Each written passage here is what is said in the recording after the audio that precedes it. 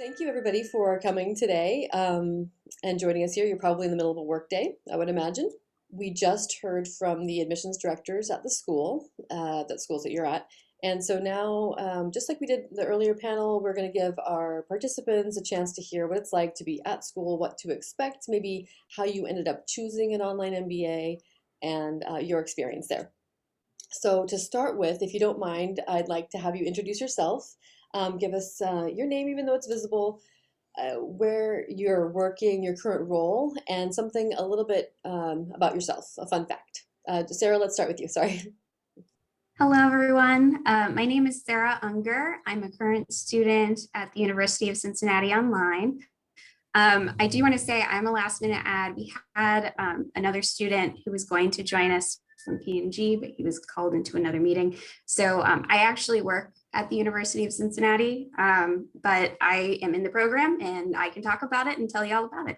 A fun fact about me is I can play the steel drums. Oh, that is a fun fact. Kevin, how about you? Thank you. So, hi, I'm Kevin Neff. I am based in Tampa, Florida, and I graduated from the University of Florida's MBA program in April of this year. And it was actually an in-person graduation, which was awesome. I currently am a client engagement manager at Ubiquity, which is based in London. And in terms of a fun fact, actually, it's kind of like a multifaceted one. I have this insane passion for travel. Been to every state in the lower 48 in the US, and also as part of an MBA sponsored trip, went to Portugal the week before everything closed due to the pandemic. So that was a fun story. Yeah, well, it's good. I'm glad you were able to get that experience before we all got, closed down for a little while. So, Yep. Sneakta. Hey everyone, my name is Snigdha Kata. I recently graduated from North Carolina State University with an MBA and a focus on innovation management and marketing. And I graduated in May of last year, which was at the height of the pandemic. And unfortunately, I didn't get to have an in-person graduation, Kevin, but I'm really looking forward to it. Hopefully, I think they have some plans to do something for us who didn't get to have an in-person graduation sometime soon. So really looking forward to that. I am currently a product manager at SAS, which is an analytics software company. And I used my MBA to get into my current role. So if you have any questions about that, I'm more than happy to share about how my MBA helped me get the current role that I have. And do you have a fun fact for us too?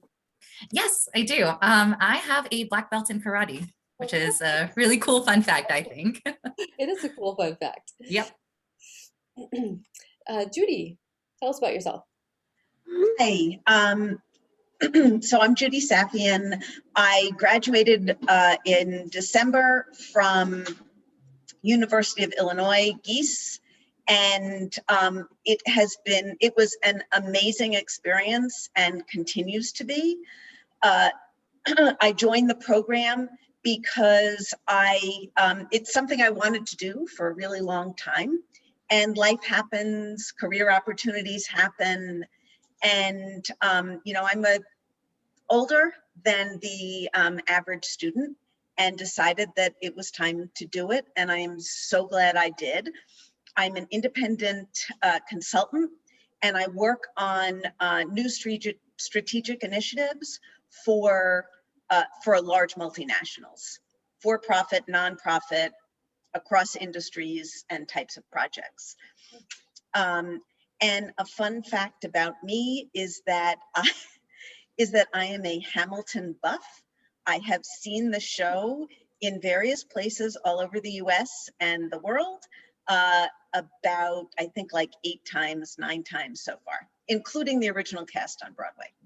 Wow. Peace. Well, thank you for sharing that. That's interesting. Actually, we have one of our writers is a big fan, Jeff Schmidt. So great. Thank you so much. I love the fun facts because they give us a little bit of information about you and who I'm in the room with, a black belt traveler, the Hamilton buff, and a steel drummer. Interesting ensemble. Okay, well, so I guess the first question that I want to ask is whether each of you had considered a full-time MBA, daytime, evening and weekend, or an online MBA as you were deciding to go to school. And Judy, let's start with you. Sure. So years ago, when I first started considering an MBA, I only thought of something in person. And for many years since then, I was looking at online programs, but it wasn't until I saw the Gies program and how rich that experience promised to be, not just on demand, but live engagement, that I decided to take the plunge. And as you mentioned, you're older than maybe the general body of the class, and our readers are primarily full-time MBA seekers. We've got people who are asking, "Hey, poets and quants, give us more information about online MBAs, part-time MBAs, because things are changing." But we do have a number of readers that are in your age range, and so how do you? Are there other people in your class? I mean, do you feel you have a community, a broad age range? Yes, so one of the wonderful things about the Gies program has been that there are people from all over the world at all different career stages, CEOs, executive leadership, representatives in across industries. And the other thing is that the range of ages, I personally find it very rewarding because you hear a lot of different perspectives, and there are a lot of light bulbs that go off in my head that I think I probably wouldn't otherwise have access to when you hear different interpretations and different experience.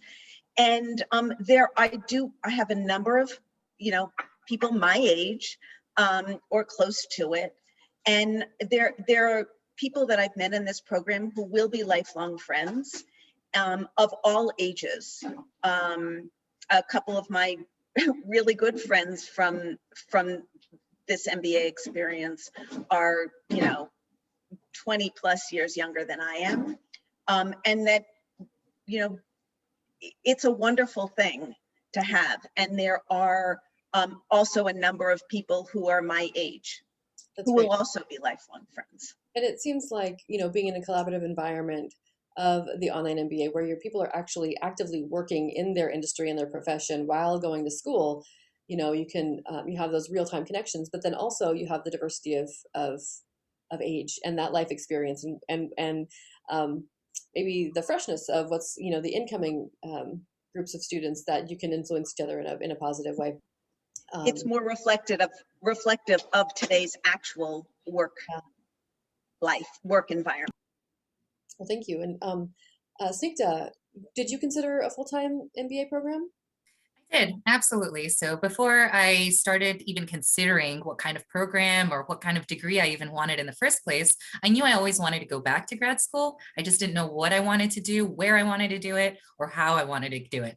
But I just knew that my lifestyle of living or my standard of living and the network that I had built was very important to me. So for me, I chose to continue working full-time and I pursued an MBA part-time. However, if I had the opportunity, I would highly encourage you, if you have the means and the resources to do a full-time MBA, it really does help you when you're fully engaged, your mindset is truly focused on your MBA. It really does make a difference. I would say that working full-time and doing a part-time MBA is very much a juggle, and you have to prioritize quite a bit. So depending on all of your circumstances in life, I would say take all of this into consideration. But for me, the best decision was to be able to do a flexible MBA, which meant that I could do it at my own pace and at my own time. Mm-hmm. That's good. Kevin, how about you? You're in Florida. It's an excellent question. To be honest, yes, I did. I've actually moved a couple times by 20. So I lived in Atlanta, then I moved to Raleigh, North Carolina, actually right when I started the program. And then, of course, came down here to the heart of Gator Nation in Tampa. But I would say the big thing for me was I looked at, and not to get off technical here, the opportunity cost of going back full time, what I wanted to do with the MBA, just looking at the bigger picture. I didn't really know that much about the whole online option until I really dug into it. And the more and more I dug into it, the more and more I liked it. It provided a lot of flexibility, same classes, same professors, obviously difference being no internship. But in doing my research and really looking into what I was trying to get out of the experience, I didn't want to give up working. I wanted to make a little bit of a pivot, but not a complete pivot career wise. So it made the most sense for me when looking at all my options side by side. Yeah, and don't worry about talking about things like the opportunity cost. And are the people who are watching are concerned about their return on investment.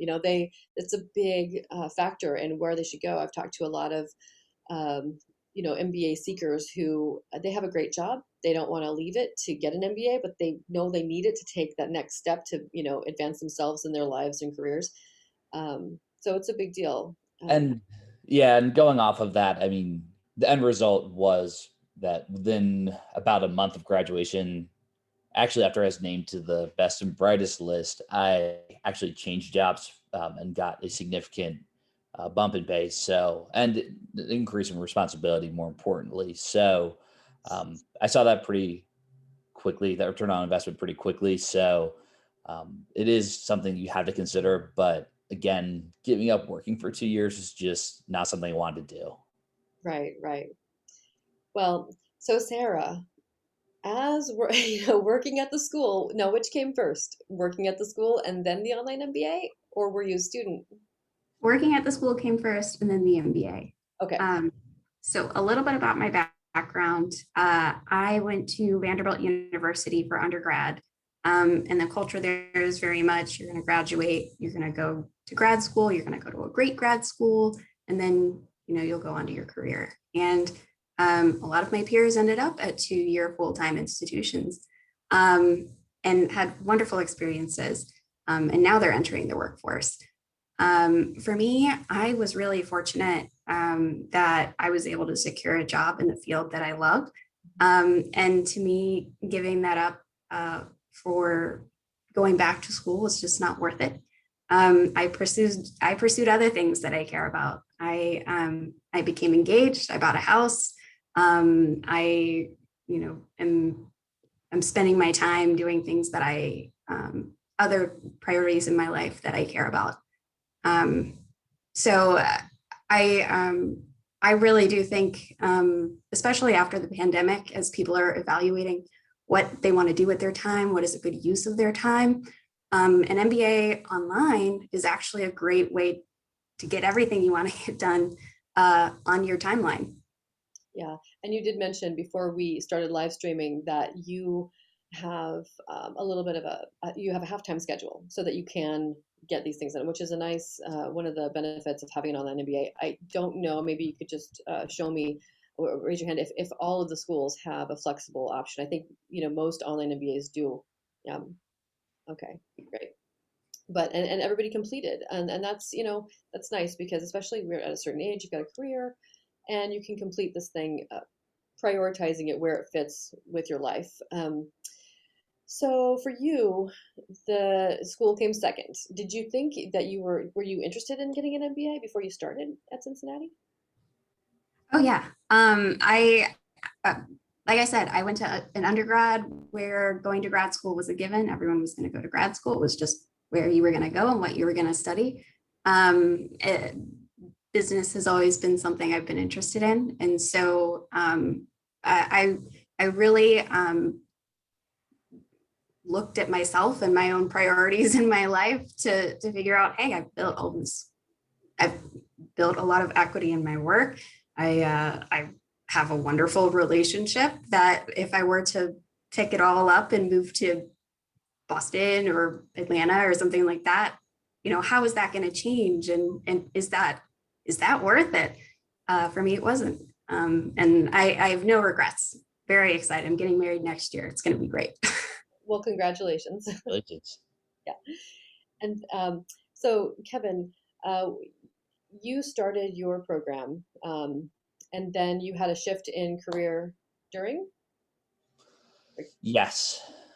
Okay. So Or job type?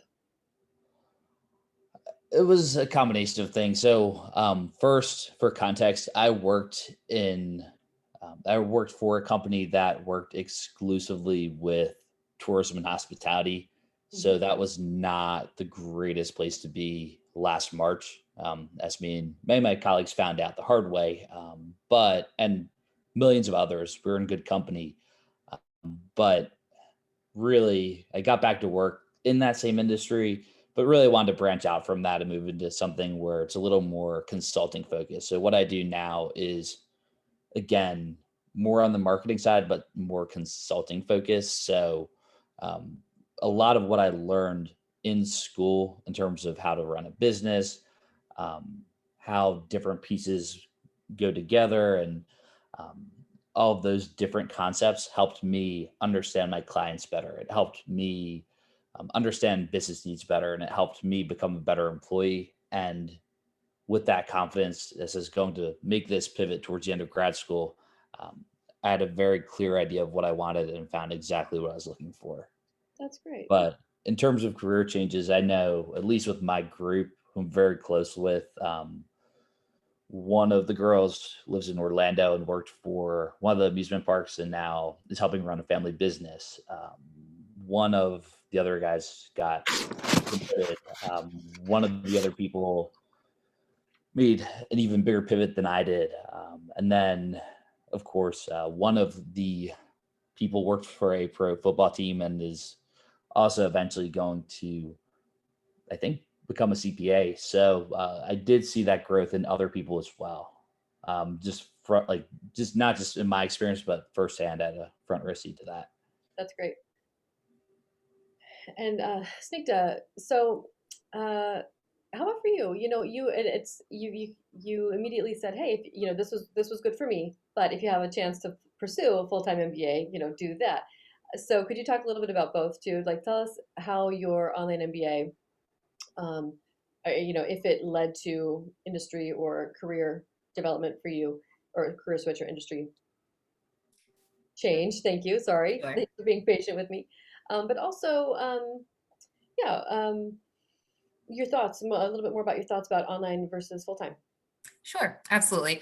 I would absolutely say that if you could do a full-time MBA, go for it, because it allows you to be fully engaged. One of the things that I had to do as I was working full-time, and as I'm sure others on the panel will agree with me, was doing a lot of this. So swapping hats. So in the morning, it was all about and back then I was in IT, so I was very much a technical engineer. So sitting in front of the computer, coding away, and then all of a sudden, boom, it's lunchtime. Okay, let's swap hats. Let's do some homework. Let's get this done. Let's multitask. Okay, lunchtime is over. Let me get my lunch real quick, eat it, and continue working. So it was a lot of balancing and juggling. So I would highly recommend, if you have the opportunity, you have the resources to be able to do it, go for the full-time MBA. But as others mentioned, the things that were important to me was maintaining my network and also not losing out on the experience that I had. So as I mentioned, when I first introduced myself, one of the things that I did as part of my MBA was do a career switch. I went from a very technical role into more of the business side. And this was kind of a planned move, because as soon as I started my MBA, I realized, hey, my full skill set is not being utilized. And what's the best way for me to do that? So I did my internal career research and looked at different opportunities like product owner, product marketing manager.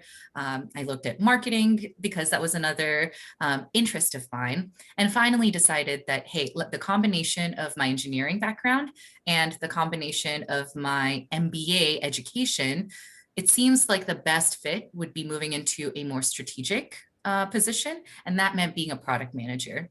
So I would say that this having the background and the support of an MBA really gave me the confidence to be able to make that switch even before I graduated from the program.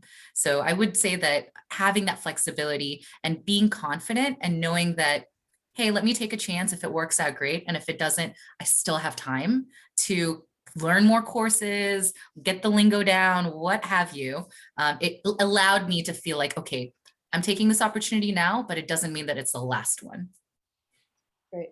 It's so that's twice now that in the same conversation, the same 5 minutes, we have a theme of confidence happening, and everyone's nodding. So that's interesting. So thank you for that perspective. And on the last panel, we did talk a lot about priorities and how to kind of do a life inventory and look at that and see what works. And I can relate to you a lot in terms of how my daily life goes, and that can be really challenging. I think one thing to consider for the people who are watching is their ability to pare down other obligations or make those changes in priorities. But for the most part, people have been able to find that balance and being a part of a community that's, you're sort of arm in arm with your cohort who are experiencing the same things, managing the work-life situation. And Judy, for you, so you are self-employed, and I think you said you were prior to getting your online MBA.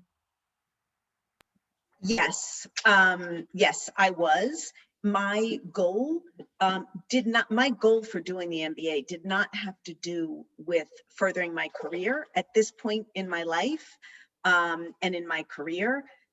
That's probably not going to be what makes or breaks me, but it does help a lot with confidence. It helped round out my experience, and so that was a big benefit to me.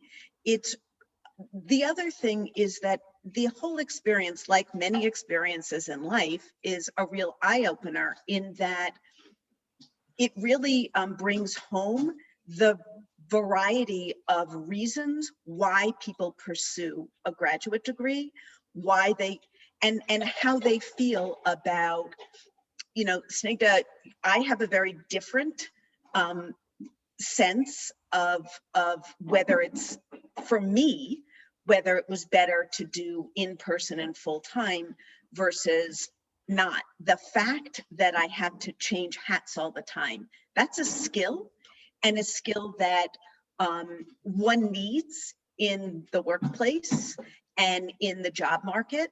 And it's a life skill, right? So for me, that was part of the benefit, more opportunity to practice that skill, to figure out how to juggle. Sometimes you think your priorities are one thing, but in terms of how you spend your time and how you manage your time. But when you start living through it, those priorities shift, and what's really important can become more clear. And that's what happened with me. That's interesting. Also, Judy, I wonder what it was like having, how are you balancing, balancing in quotes, really, the work-life situation while being, work-life school, really, but, being an entrepreneur? Sleep is overrated. I just kind of set my own expectations that however long it took me to go through. And for me, I started on a 2-year track and switched to 3 years because of my work and travel related to that demands. But I just set my expectations, and my priorities for that time period were to get as much out of my career and as much out of my education as possible.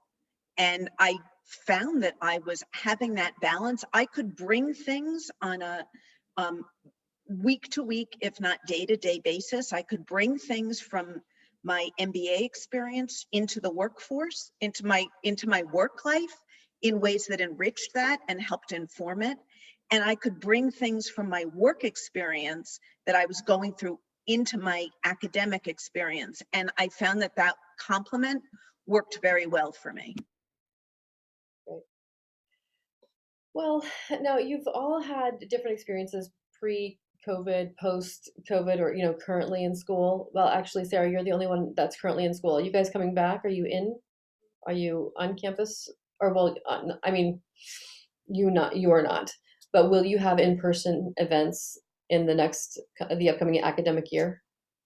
Yeah, the university is resuming all in-person operations in 2 days. Okay. So I will be in my office Okay. every day. All right, great. So what will that look like for you as a student in the online Not program? much is going to change. It was actually really interesting. The online format, pacing, all of it did not change with COVID. March 14th, I was in the office. March 15th, I wasn't, and I still had an assignment due Sunday, and all the lectures were available. So I did it. It was actually really comforting to have my study schedule during the pandemic, because it gave me something to focus on that wasn't, the horrible things that were happening. So it was really surprising to me how comforting that was.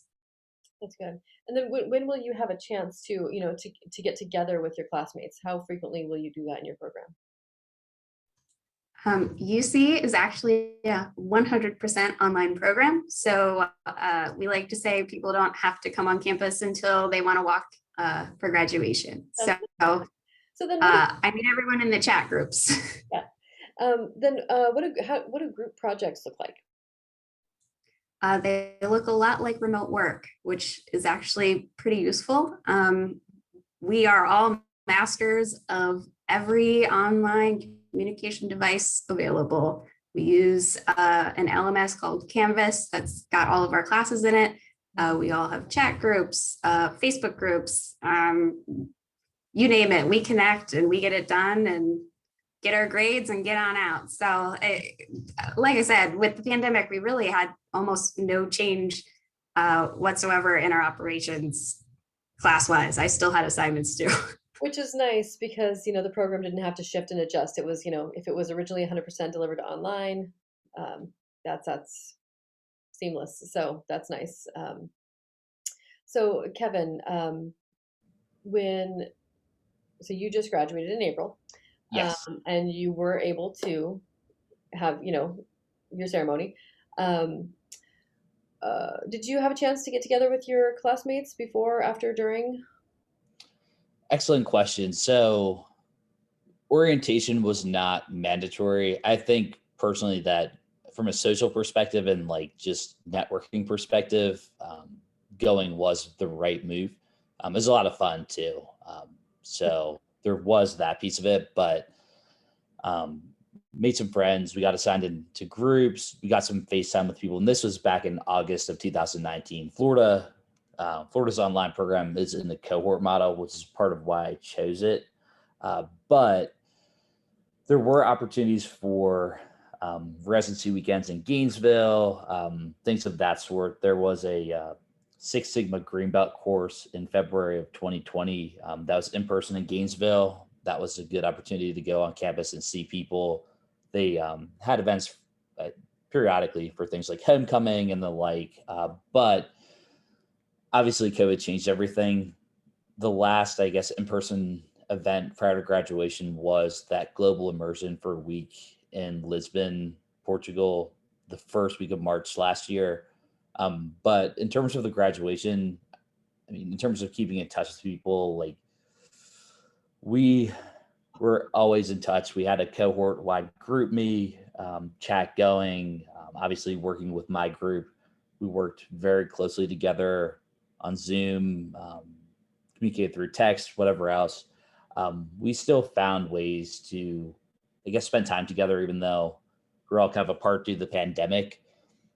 Graduation, we were all 6 feet apart and had to wear masks the entire time, and there were no customary handshakes or any of that. They're just holding signs saying, "Congratulations, come back and visit," that sort of thing. The president of the university and the dean and some of the others, but they did a fantastic job with it, despite the circumstances. But I will say, at least for prospective students coming out of this, my one piece of advice is if you have an opportunity for those in-person meetings or to go to orientation or go to a football game or a weekend at the university, that sort of thing, do it. it's a great way to meet people, to get to know your classmates better, and to build your network. Great. Well, we would expect you, the traveler, to encourage people to go to events, even if they Yep. had to fly to get there. Yeah. Well, thank you. Thanks, Kevin. Snigdha, how about you?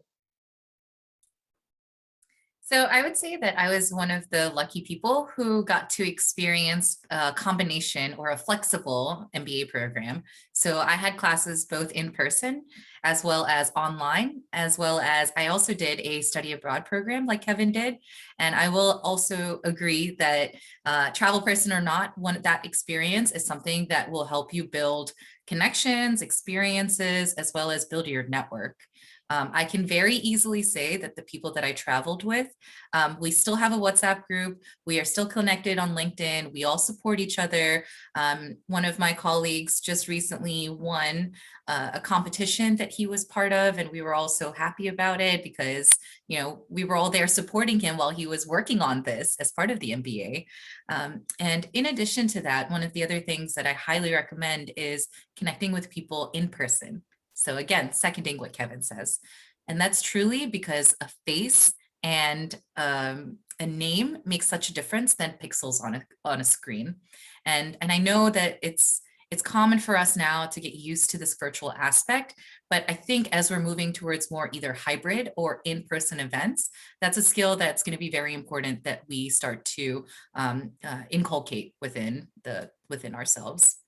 The last thing I will say is that being in person or having these interactions also help you find other opportunities. For example, I was able to get quite a bit of scholarships for my program just because I was there, just because I attended these events and I found out about this information. I signed up for the newsletters, things like that. And some of this information, while I really believe that now, because most of the events are online, this information is spread quite availably, but back then, before, it was much easier to get this kind of information in person. Yeah, and that is nice. That is nice about a blended program where you have that in-person contact if you can't pursue a full-time daytime MBA in a classroom all the time.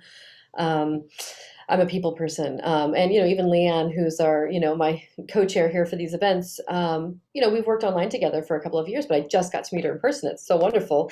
So making that human contact is great, but I'm really grateful for the tools that we have and the programs, even back in the day with, Auburn, which we always talk about, giving their VHS cassettes out. Over time, you will meet these people and make connections. And I feel like once you have the chance to do that, or for, even in Sarah's, at Cincinnati's 100% online class, you'll meet these people someday. And, it'll just forge that connection a little bit stronger. I feel like I can't believe that the time is ticking this much. But one thing I did want to say to the participants is that you can feel free to put a question in the chat box and I can ask the panelists for you. So if anyone has a direct question, please pop it over. And Leanne's giving me a warning. 10 minutes, she says. So let's close that. So let me just mix it up a little bit here. Judy, so when you decided to go to Gies, how did you make the decision? Did you visit campus? Did you talk to people, other alums? You just did some research? And how did you choose school? I just did some research and I think I went to an info panel, not unlike this. It was Gies specific with current students. But I was just, I just went and listened to it. I did attend live, but it was through the magic of Zoom, pre-pandemic. And that was mostly I just did research, and the Gies programs stuck out to me as something more of interest than other things that I had seen. It seemed more engaging. Students were given a variety of tools to be able to connect ourselves.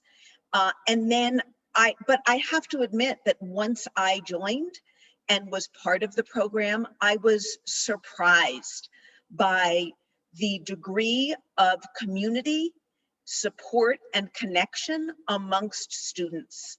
I did not expect that. And I will say that my graduate experience at Gies online was richer than my undergraduate experience. And I married my college sweetheart. So that's saying something. We're still married.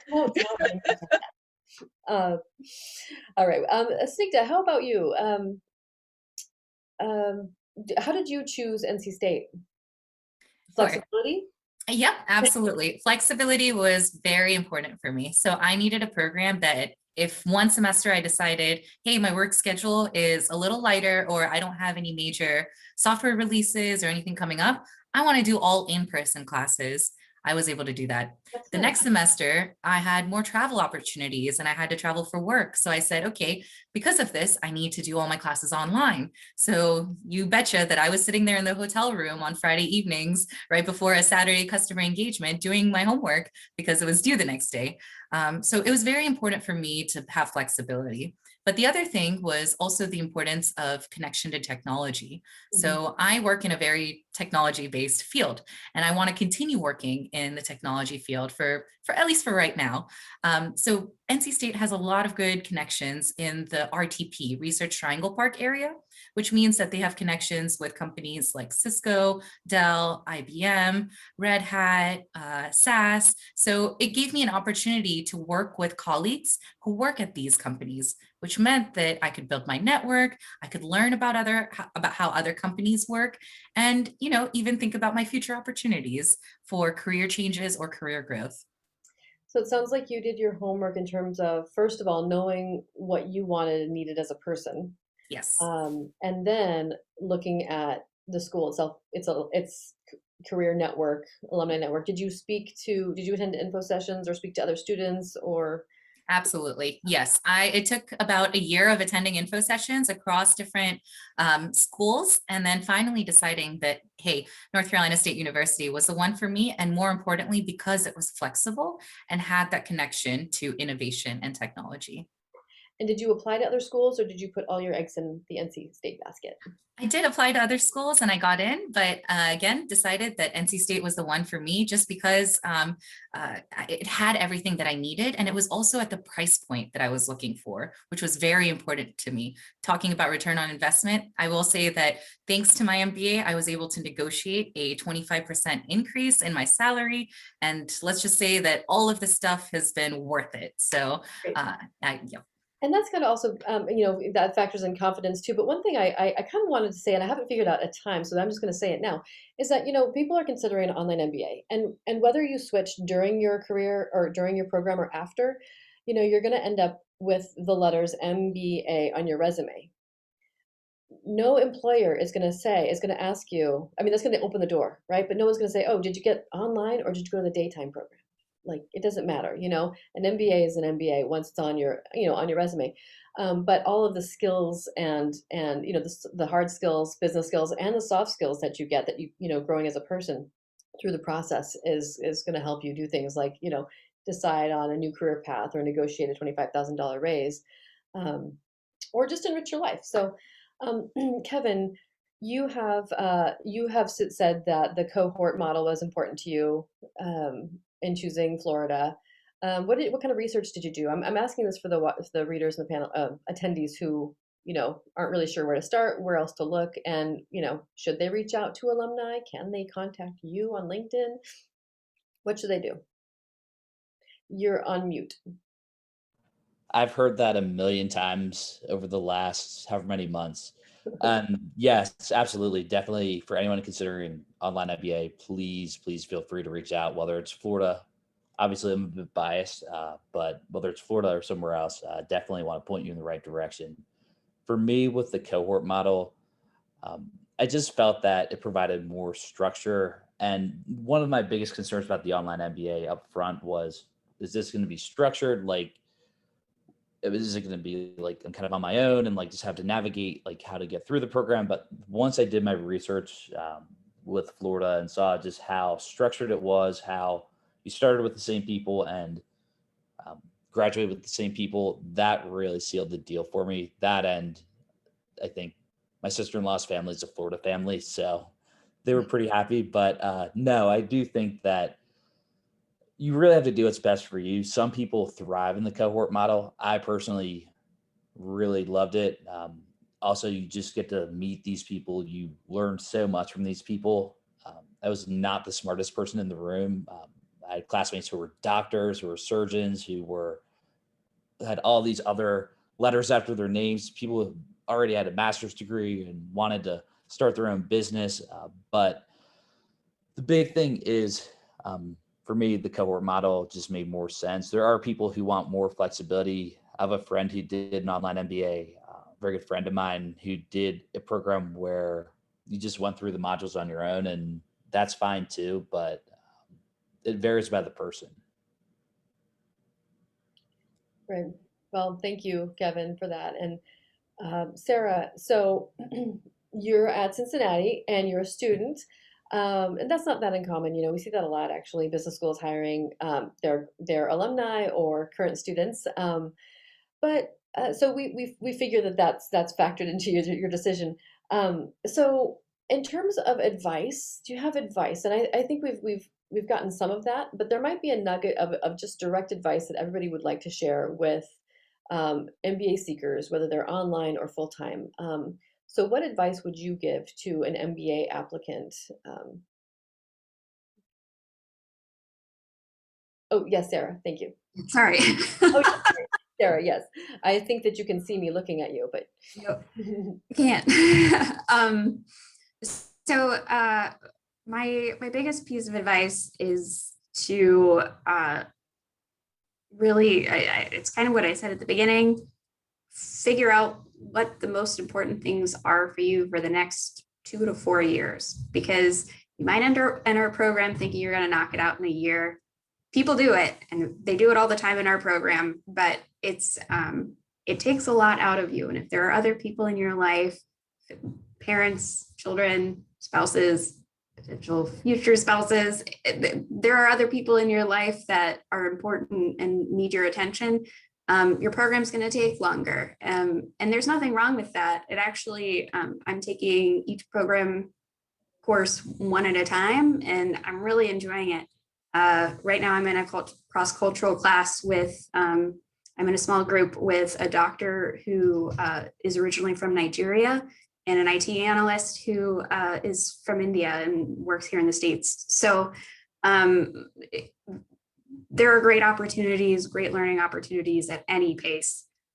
So there's no reason to worry about doing something quickly or making sure that feeling like you're missing out. You know, you're not missing out. If you're in the program, you're getting the full experience, no matter what your modality is.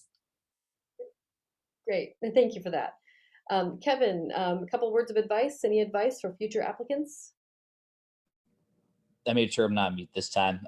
So the big thing is know your why. So I knew that I wanted to get an MBA for a while before I did. It's a long time goal of mine.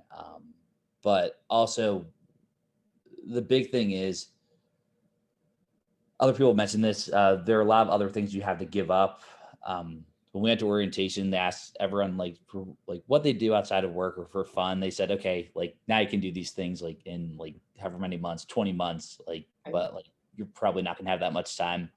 That's true, but you make time for what matters most. And I mean, you have to deal with a lot. You deal with work. We had to deal with the global pandemic, and all the effects that came from that. But knowing your why and knowing what's important to you and balancing everything is really important. So when you're there at 1 o'clock in the morning after working a full day, doing homework or working on a project, I mean, you stay focused on why you're there and how far you've come. So I think that's a big piece of it. That sounds like know your why, write it on a sticky note and put it on your laptop. Stay motivated, stay hungry. It's worth it. I promise it's worth it at the end.